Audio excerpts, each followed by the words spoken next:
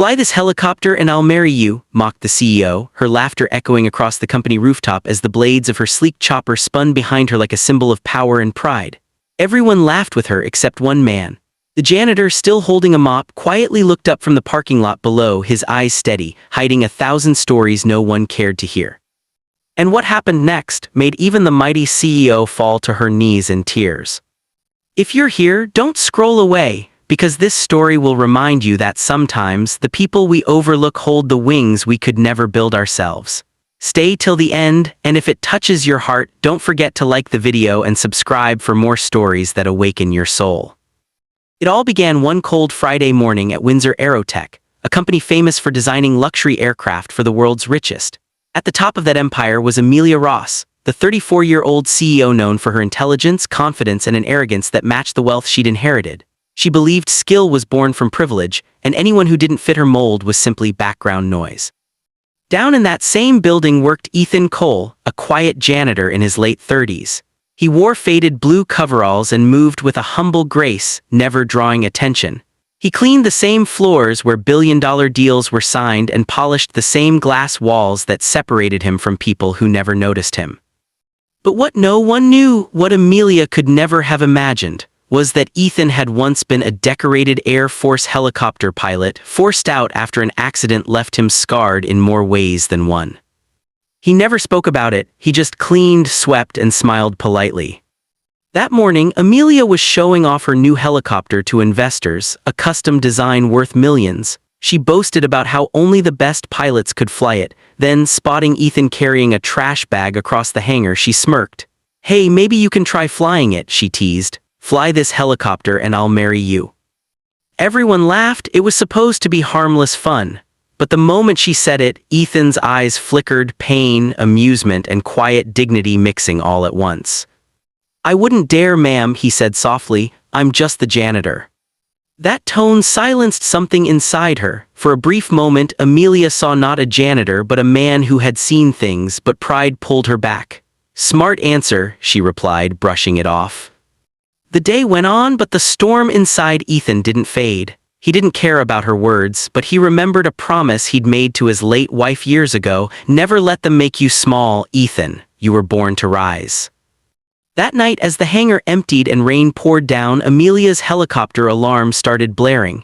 Security cameras caught a shadow moving toward it. Ethan. He wasn't stealing, he was fixing. One of the hydraulic lines had burst due to the cold, something no one else noticed. Without that repair, the chopper could have crashed on its next flight. He worked for hours, drenched, using his old mechanical knowledge and instincts. By sunrise, he left a note on the dashboard. "Replaced faulty line, safety confirmed, EC." The next morning, Amelia walked into the hangar and froze. The same janitor she mocked had just saved her life and her company's reputation. Her pride trembled, but she still couldn't find the words to apologize. Then came the company's big charity event, a helicopter demonstration for investors.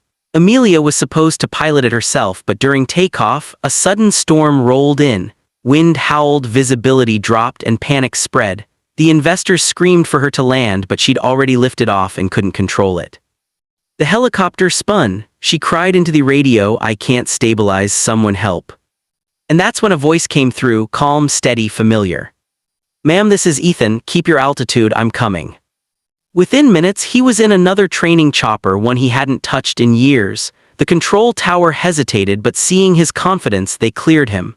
In that storm, with lightning tearing the sky, Ethan flew up beside her. Through the headset, he guided her, his voice firm but gentle. "Trust the wind, don't fight it, breathe." Tears streamed down Amelia's face as she followed his instructions. Slowly, the chopper steadied.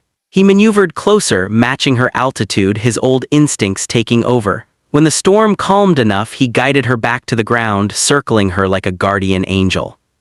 When both helicopters landed safely, silence filled the hangar. Amelia climbed out, shaking, and there he was, soaked, exhausted, but standing tall. She ran to him. The same woman who once mocked him now fell to her knees. You saved me," she whispered.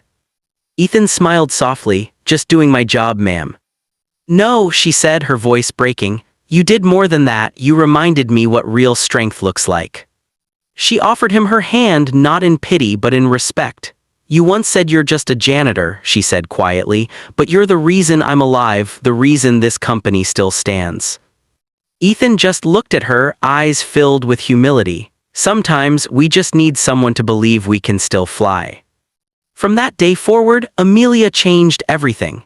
She started an employee development program for workers in lower positions, personally ensuring everyone had a chance to rise.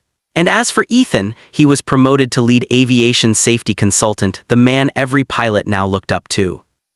At the company's next event, Amelia stood on stage introducing him to the world. "This is Ethan Cole," she said proudly. "He's the man who reminded me that titles don't define greatness, heart does."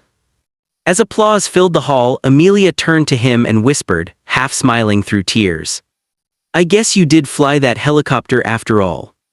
Ethan chuckled quietly. "Does that mean you'll marry me?" The crowd laughed warmly. Amelia just smiled and said, "Let's just say you've already won my respect, and that's rarer than love." The camera fades on Ethan looking up at the same helicopter, now shining in the golden light of sunset, a symbol not of power, but of redemption, humility, and hope.